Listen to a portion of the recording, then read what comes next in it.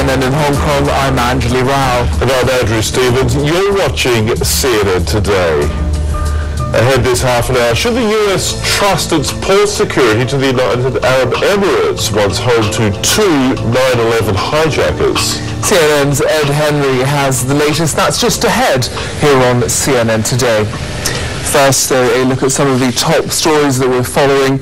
International teams of rescuers say they're expanding their search for survivors of Friday's mudslide at a village in the southern Philippines. Search dogs are being used to focus their efforts, and about 100 bodies have been found at the village of Guanyin. More than 1,000 people are listed as missing. Indian health workers are culling hundreds of thousands of chickens to try to contain the bird flu outbreak. Officials say that farmers will be compensated for their losses. India is the world's 5th biggest exporter of eggs, and the bird flu scare could cost the industry hundreds of millions of dollars. Chinese officials are trucking water to Guanyin town in Sichuan province 5 days after a chemical spill cut off the water supply. The spill is the latest in a string of toxic spills that have plagued China in recent months. Well, joining us now to discuss China's response is Henri de Branche.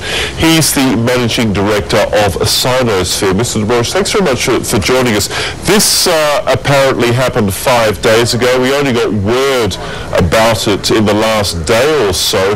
What's your understanding of the situation there at the moment? Yes, good morning.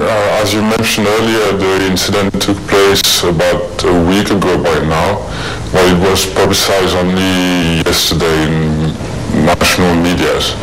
We are aware of a population of 28,000 people who were delivered water in tanks rather than through the normal municipal water systems, and the spillage has a potential residual impact of over 100 kilometers.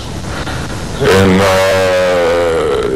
that scope of incident was known to China very recently in the northeastern Songhua River incident that took place earlier this winter.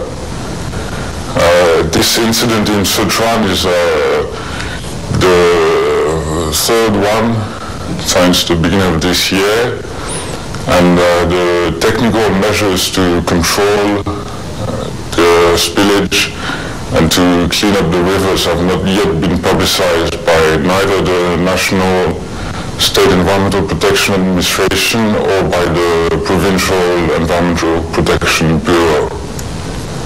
Now, the Chinese government has made water protection or pollution a priority of priorities. Yet, as you point out, we don't know yet what the government is planning to do. Why is there this apparent reluctance for the government to actually do anything? This is a very serious incident. Yeah, the central government, SIPA in particular, has come up with an inventory of chemical plants alongside rivers in China.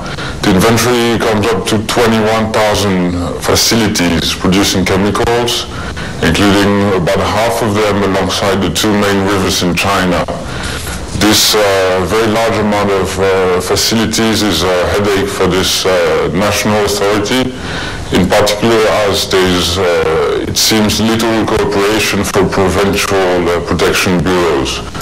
The information seems not to reach the national administration on time for it to mobilize its nationwide emergency response teams.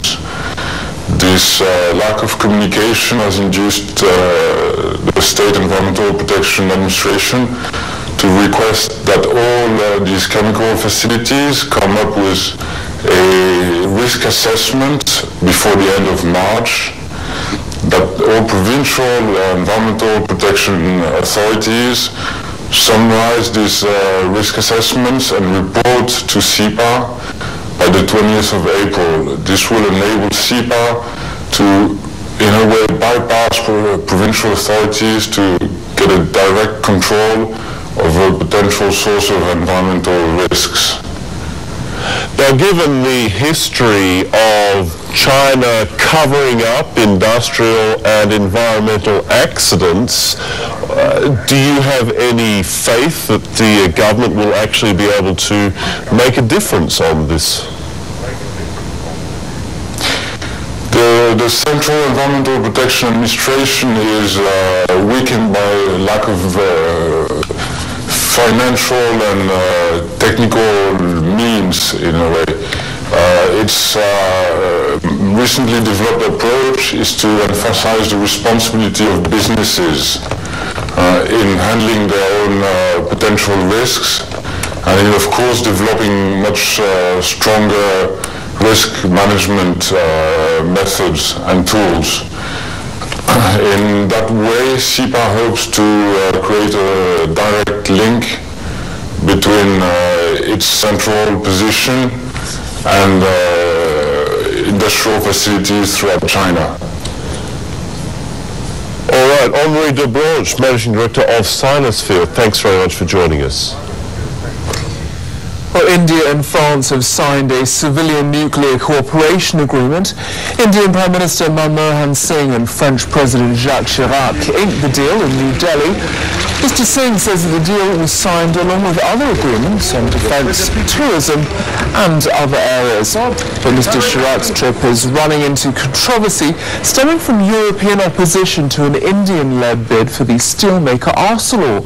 As Satinder Bindra reports, some Indians have accused the French president of racism.